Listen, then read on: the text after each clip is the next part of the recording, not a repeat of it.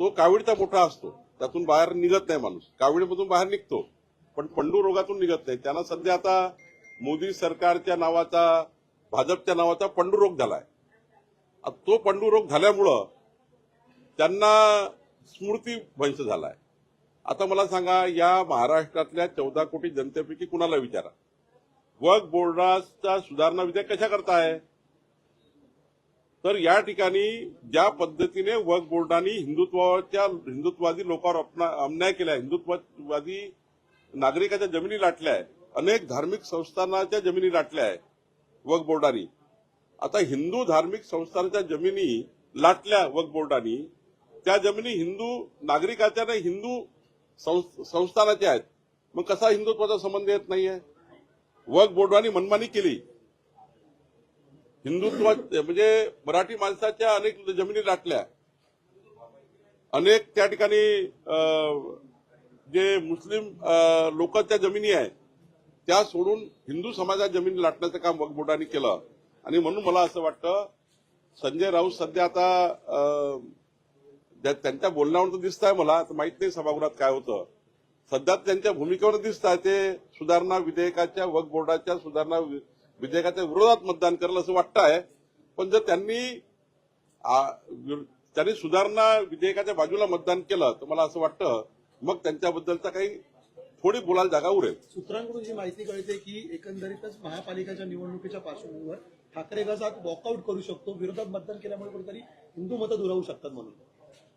नाही, वॉकआउट करणं म्हणजे वक्फ बोर्डाच्या सुधारणा विधेयकाच्या विरोधात मतदान करणं आहे.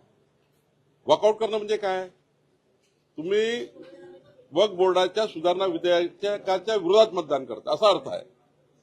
वॉकआउट करायचं नाही आणि मतदान करायचं विधेयकाच्या बाजूने, तरच खरं हिंदू हृदय सम्राट बाळासाहेब ठाकरे यांचे विचार जपले उद्धवजींनी असा अर्थ होतो.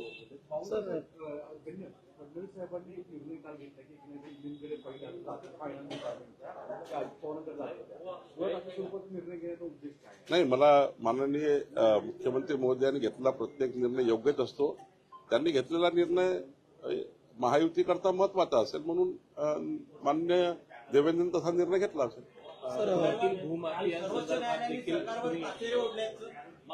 सर्वोच्च न्यायालयाने ताशेरे ओढलेत, नपुंसक हा शब्द वापरलेला आहे. काय? सर्वोच्च न्यायालयाने महाराष्ट्र सरकारवरील ताशेरे ओढलेले आहेत, त्यांनी नपुंसक असा शब्द तुम्हाला बघावं लागेल काय ताशेरे ओढले.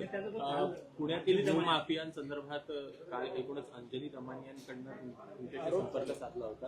काही शेतकरी आले होते, आज बैठक आहे. नेमकं कशा प्रकारे या संदर्भात निर्णय अपेक्षित असणार? अंजली दमानियाजी यांचा काल मी बाईट ऐकलं आपल्याच मीडियाच्या माध्यमातून, आणि मग 5 वाजता संबंधित तक्रारदार शेतकरी माझ्याकडे आले.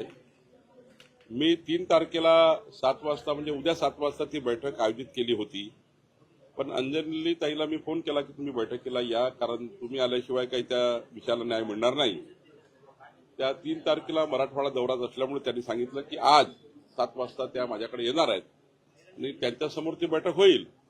जर पुण्यातल्या अत्यंत महत्वाच्या जमिनी आहेत त्या जमिनीमध्ये गैरव्यवहार, भ्रष्टाचार आणि त्या जमिनी लाटल्या गेल्या असतील तर निश्चितपणे महसूल प्रशासन त्यावर कारवाई करेल.